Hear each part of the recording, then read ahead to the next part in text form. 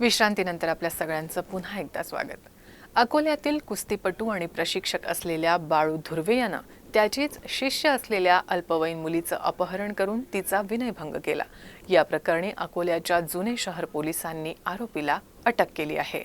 जुने शहर police station हद्दीतील एक अल्पवयीन मुलगी कुस्तीपटू प्रशिक्षक धुर्वे यांच्याकडे कुस्तीचं प्रशिक्षण घेण्यासाठी जायची। मात्र 2 वर्षांपासून तिने प्रशिक्षण बंद केलं।